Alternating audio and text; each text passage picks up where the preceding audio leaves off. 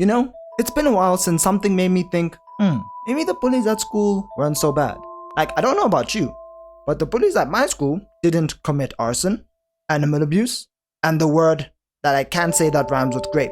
But these 5, who must have come from the deepest, darkest pits of hell, did this and so much more at the age of 12, and somehow managed to do even worse things when they are teenagers. But before we get into who these demons are, disclaimer: if you're uncomfortable with certain topics that have to do with the word that rhymes with grape, bullying, torture, anything like that, you should click away now. Okay, so I'm gonna start off with the ones with the least amount of felonies. I can't even believe I have to say that about a bunch of 12-year-olds. So we have this kid, Madoka Hiro. And like, this kid looks like he snorts a line every morning before school. And he would just beat up the main protagonist, Uruma. He's basically your standard bully, at first anyway. But then we get Kuga Daichi. And Kuga would practice his judo on Uruma. He even almost caught a body once, because when he threw Uruma, Uruma hit the back of his head against a rock. He also helps with something revolting later on, but we'll get into that soon. First, we need to talk about the next kid, Senkoji. At first, he seems like a normal kid. He even made friends with Uruma at first. But little did Uruma know that Senkoji had a few screws loose. Because when they went out to play one day, Senkoji took up cricket, put it in his air gun, and he just eviscerated this thing. And it was at this moment that Uruma probably thought, that shit is crazy. I really don't like that guy. So we fast forward a bit, and Senkoji is now hanging out with the demon squad. So they have Uruma strapped to a tree, and Senkoji is trying to shoot him, but he has that stormtrooper aim. So he just walks up, he puts the air gun to Uruma's stomach, and just shoots him. And for those who don't know, an air gun can fully pierce skin. But Senkoji wasn't done, because later on Uruma found a cat and started taking care of it. But of course the demon squad saw him, and they took the cat to the forest, and they told Uruma to go find it. And what does he find when he finds the box? The cat had been killed. Now we don't know which one did it, but someone needs to call Japanese PETA on these kids. And then we have this kid, Ushido Yuga, who would have just been your normal bully if it wasn't for one thing. Just one thing that he did. And what is this one thing that he did? Well, it's implied that he, word that rhymes with craped, Uruma. And Kuga helped keep Uruma still. And he just watched it happen. And the worst part is, this is nothing compared to the final kid, the leader of the demon squad, Shigoku Kyoru. Because this kid had to have been conceived by the devil himself. So the first time we meet him, he's choking out Uruma, and he fully intends on killing him. And the other kids just watch this and smile. I mean, it's not like they're about to witness a murder or anything. He only stopped because Uruma peed his pants. And he was the one who took the cat and told Senkoji to kill it. And he's the one that instigated all the bullying on Uruma. And he calls him Test Subject A because, you're not even going to believe this, he calls him this because he's doing an experiment to see how far he can push someone before they unalive themselves. Huh? And the worst crime hasn't even happened yet.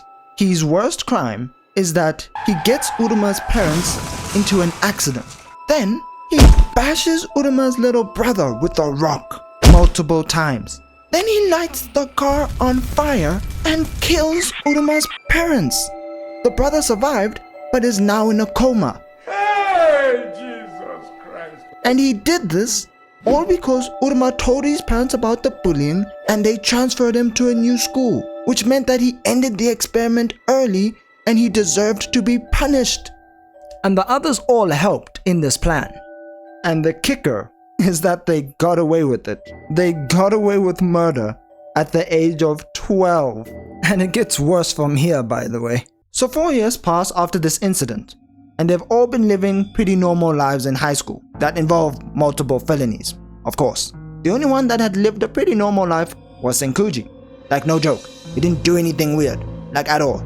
That wasn't until Uruma came back after vanishing for 4 years, and so Senkoji invites him to go out, and he acts like he's a changed man. He even apologizes for what he did, and he saves a cat, and it looks like he's been looking after it for a while. He even had me fooled for a second, but that was until he knocked out Uruma and then kidnaps him. You see, he may not have done anything in those 4 years, but he's still sick in the head. He now just loves causing pain to something that he loves. So he kills the cat that he took care of by strangling and twisting it. Then he starts beating up Uruma. He then gets a nail gun and starts shooting him over and over until he's covered in nails, and he loves every moment of it. He then starts to choke out Uruma, fully intended on killing him, but Uruma manages to get away. I also forgot to mention that he had a bomb. If Uruma tried anything, he would just blow them all up. So that's Senkuji 4 years later. But now we need to talk about this fucking loser, this waste of space, Madoka Hiro. Off the rip, he likes bullying kids, to the point where he finds a kid and then he makes him drink an entire bottle of detergent. You can't convince me that this kid is not dead. He basically killed a kid just because he was upset that his senpai got mad at him for bullying another kid. But he's not done being a waste of space just yet, because he likes gooning to the prettiest girl in his grade.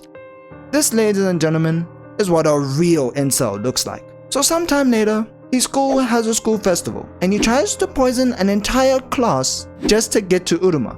And he thinks that is the best plan ever, even though it fails. But he gets even worse, because when the girl he goons to confronts him about his plan, he her, and he's so out of touch with reality that after he does this, he keeps gooning to what he did, and he thinks that she somehow enjoyed it, and he wants to do it again. I told you that he was a waste of space. I told you. But even after all that, and I hate to say it, but he's not as bad as the next guy, Ushiro Yuga. And to say that he got worse as a teenager is an understatement. So we first meet his teenage self at a karaoke place. And right off the bat, there are people just doing the deed, and everyone is acting like it's just another Tuesday. And it probably is just another Tuesday for him, because Ushiro is running an escort business with employees and everything. This guy is 15 years old, and the girls he's using are minors. How? How do the police not know about this? Someone would have said something at some point. But now one of the girls wants to leave the whole thing because she has enough money for university. So he takes her out back and he starts to make out with her. But then he bites her tongue and he burns it with a lighter, telling her that she can never leave.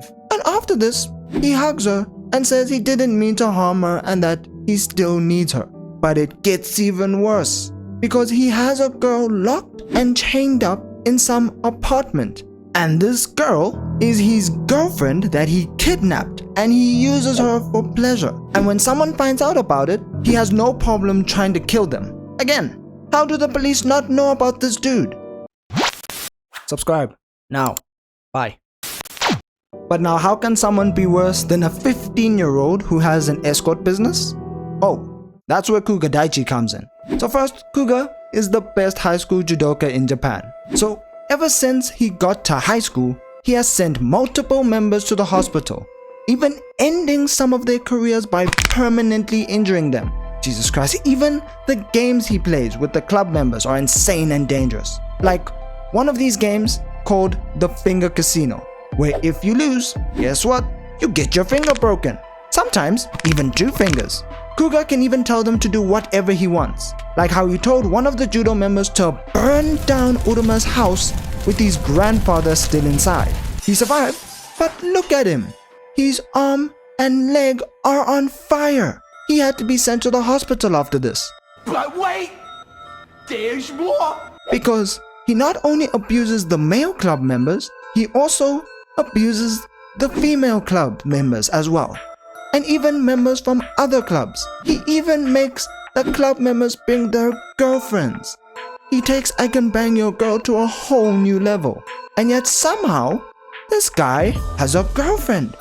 And he's not forcing her to be his girlfriend too. So meet Anna. And Anna is dumb.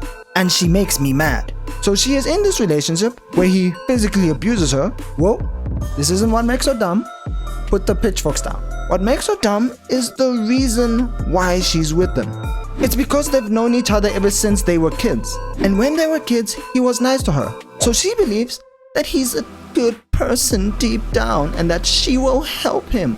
No! God, please, no! No! No! There's no fixing him. He's a demon. But unfortunately, she had to learn that the hard way. So after some time, Kuga was finally getting what he had coming to him. But this nice lady ends up saving him. And how does he repay her? Well, he shows his gratitude by her, and then he kills her. And the worst part is, he wasn't even thinking about her. He was thinking about Shigoku. In fact, the only reason he even dated her in the first place was because she looks like Shigoku. And he wasn't done, because after this, he ambushes Uruma and he wants to practice on him because now he wants to sleep with Shigoku and then kill him. But Uryu is able to get away. And we still have one more person, Shigoku Kyoru. So Shigoku is a genius. Doesn't matter if it's school, sports, and culture. He can do it all. He can even, get this, start a fully functioning and organized cult that does experiments and tortures people at the age of 16. Shigoku can also bring out people's dark desires. He was the one that helped Senkoji realize that he loves to hurt things he cares about. He is also very good at manipulating people, to the point where Shigoku could do anything to you and you would still worship him. Like, remember when he killed Uruma's parents? Well, in order to get them to crash in the first place, Shigoku pushes Madoka down a hill onto the road. And Madoka just smiled because he was so happy to be of service to his king and god. But back to teenage Shigoku. So now, Shigoku kidnaps Uruma's brother and grandfather from the hospital, and he puts a dead cat in his brother's hospital bed to taunt Uruma. His cult then brings Uruma to the old elementary school that they went to, and Uruma is forced to play a game with another kid named Jun. You see, this is the twin brother of this girl, and he blames Uruma for what happened to her. So he joined Shigoku's cult to get revenge on Uruma, but he didn't know he teamed up with the son of Satan. So they have to play rock, paper, scissors, but Uruma doesn't want to play and loses the first round. But again. So they cut off Uruma's brother's leg with a chainsaw. Oh my god. And after seeing this, Jun realizes he might have fucked up and wants to stop playing, but he has to play. But he decides to not put anything up. And since nothing happens to him, he thinks that he's safe. And so he loses another round. But little did he know that Shigoku wasn't just gonna let him lose for free. So they bring out this guy's twin sister who lost her leg and arm and died from the shock and pain. And she was finally starting to move on after what happened with Madoka. So now Jun's really lost his mind. So Shigoku now says that if Jun loses the next round, he will die. And he draws a dotted line around his head. They will cut open this man's skull when he loses. But the game gets interrupted when Uruma's grandfather is able to break free by cutting off his own leg. Shigoku then comes up with a game where if the grandfather can beat one of the cult leaders, he will let everyone go. So they fight. But the grandfather loses because the cult leader tried to kill the little brother and the grandfather gets in the way. And while Uruma's grieving, Shigoku kills his little brother.